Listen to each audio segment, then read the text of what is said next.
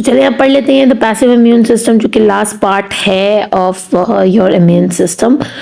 Some diseases can make you very ill. कुछ ऐसे disease होते हैं जो आपको बहुत ज़्यादा बीमार कर देते हैं। You could die before your white blood cells can make enough antibodies to save you.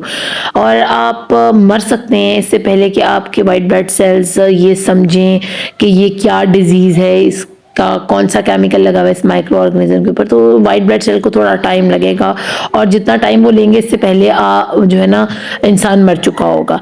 तो इसको आपके जो वाइट ब्लड सेल्स है ना, एंटीबॉडीज भी आपको सेफ नहीं कर पाती। तो वहां पर कौन सा आपको इम्यून सिस्टम काम देता है? Only immunisation can protect you. उस वक्त आपको बाहर की तरफ से कुछ ऐसी दवाइयां लेने की जरूरत पड़ती है जो आपके इम्यून सिस्टम को बूस्ट करती हैं, तेज करती हैं, ताकि आपके वाइट ब्लड सेल बहुत ज़्यादा बेहतर तरीके से काम करके जल्द अज जल्द आइडेंटिफाई करें माइक्रो ऑर्गेनिज्म को, उन पे मौजूद उस केमिकल को, ताकि एंटीबॉडीज जल्द से जल्द आपकी बॉडी प्रोड्यूस करना शुरू कर दे और आपको बचाया जा सके। A vaccine consisting of dead और weakened pathogen is injected into the body.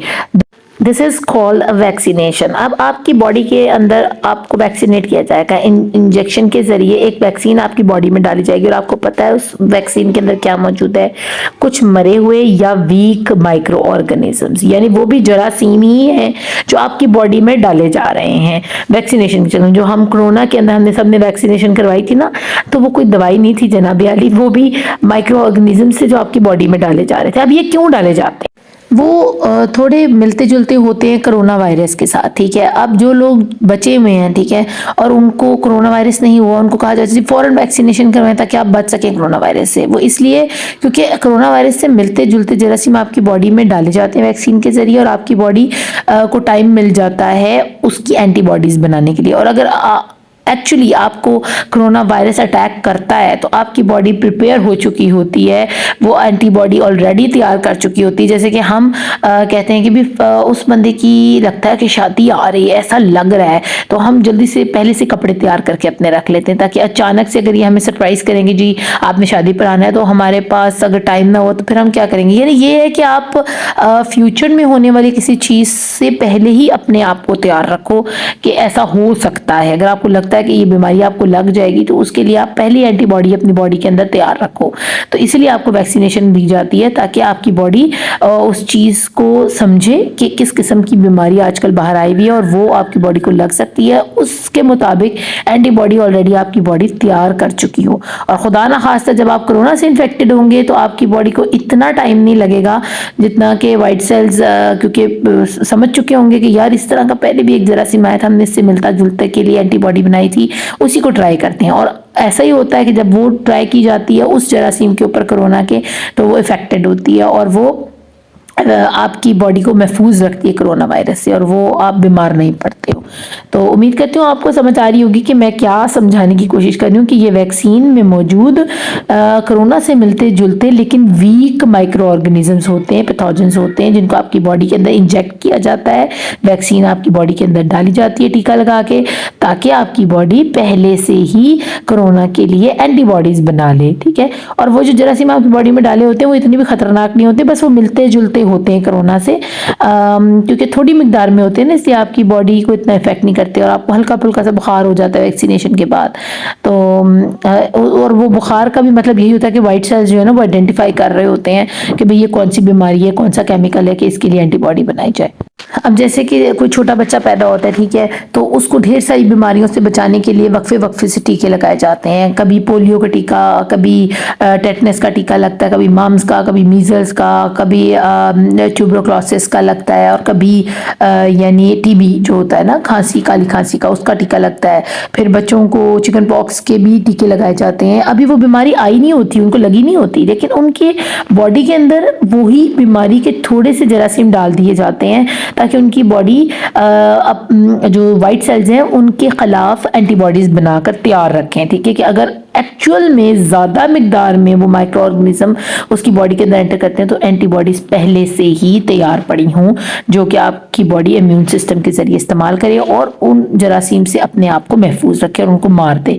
ठीक है, तो इसलिए छोटे छोटे बच्चे जो नए पैदा होते हैं ना, न्यूबॉर्न बेबीज, उनको पहले से ही ये वैक्सीन दे दी जाती हैं ताकि उनकी बॉडी तैयार रहे किसी भी किस्म की बीमारी के हमले से अपने आप को महफूज रखने के लिए।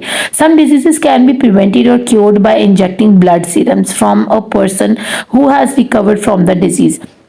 अच्छा, बाज़ ऐसा होता है, अभी पीछे कोरोना वायरस जब आया तो जो लोग खुद ब खुद रिकवर कर गए, यानी कोरोना से ठीक हो गए, अब डॉक्टर्स ने कहा भाई ये कैसे ठीक हो गए, इन्होंने क्या किया, इनकी बॉडी के अंदर कौन सी एंटीबॉडी तैयार की इनकी बॉडी ने कि जिसने कोरोना जैसे इतने ख़तरनाक मुज़ी मर्ज को मार गिराया और ये जो है ना सेहतियाब हो गए कोरोना से बगैर कोई दवाई खाए। अब उनके ब्लड के जो है ना सैंपल्स लिए जाते हैं, उनके ब्लड प्लाज्मा के सैंपल लेने के बाद ये चेक किया जाता है कि उनके वाइट ब्लड सेल्स ने किस किस्म की एंटीबॉडी बनाई। जब वहां से चेक कर दिया जाता है ना कि ये एंटीबॉडी ये है, तो उसी खून के सैंपल को वैक्सीन के तौर पर इस्तेमाल किया जाता है। उस बंदे से एक बोतल तकरीबन खून उसकी बॉडी से बाहर निकाला जाता है, 1 या 1.5 बोतल, ठीक है ना, उससे उसको इतना कोई खास फर्क नहीं पड़ता उस बंदे को। तो उस एक बोतल से बहुत ज़्यादा वैक्सीन तैयार की जाती है और वो एंटीबॉडीज़ एंटर की जाती हैं बीमार आदमियों के अंदर, ताकि जो वाइट ब्लड सेल्स हैं ना वो फ़ौरन से समझ जाते हैं कि ये नई एंटीबॉडी हमारे पास आई है, अच्छा इस तरह की हमने बनानी है। जैसे कि आप किसी का ड्रेस देखते हो और आप अपने टेलर को जाके वो ड्रेस दिखाते हो या कोई तस्वीर दिखाते हो, भाई मुझे इस तरह का ड्रेस चाहिए, तो आपके वाइट ब्लड सेल्स भी जो है ना वो उस एंटीबॉडी को पहचान लेते हैं और फिर फटाफट, बगैर उनको फिर ज़रूरत ही नहीं पड़ती कोरोना वायरस की या किसी भी बीमारी के केमिकल को जानने की, वो उस एंटीबॉडी को देखकर बिल्कुल इमिटेट कर लेते हैं, वैसी ही एंटीबॉडी बनाना शुरू कर देते हैं। तो ये भी बहुत फ़ायदेमंद तरीका, और ऐसा हुआ भी। कोरोना के बहुत सारे मरीज़ ऐसे थे जो खुद ब खुद उनके इम्यून सिस्टम इतना बेहतर था, उन्होंने एंटीबॉडीज़ उसके इम्यून सिस्टम ने बनाई और वो सेहतियाब हो गया खुद बगैर किसी दवाई खाए, और उनका खून इस्तेमाल किया गया बाकी बीमार मरीज़ों को ठीक करने के लिए। तो यहाँ भी आपको यही बताया जा रहा है, उसको सीरम बुलाते हैं, और सीरम बेसिकली वो प्लाज्मा होता है which is mainly blood plasma which contain antibodies which will destroy the disease pathogens. और हमारे खून जो है ना, खाली उसमें प्लाज्मा मौजूद नहीं, उसमें बहुत सारी चीज़ें हैं, ठीक है, उसमें वाइट सेल्स हैं, रेड ब्लड सेल्स हैं, उसमें प्लाज्मा है, उसके अंदर कुछ जो है वेस्ट है, बॉडी वेस्ट है हमारे, और बहुत सारी चीज़ें हैं। तो खून जो है ना एक मिक्सचर है बहुत सारी चीज़ों का, तो ये अल्लाह के काम है, बड़ा खूबसूरत निज़ाम। अब डिड यू नो पढ़ लेते हैं। Sometimes a booster vaccination is given to maintain a high level of immunity against a disease।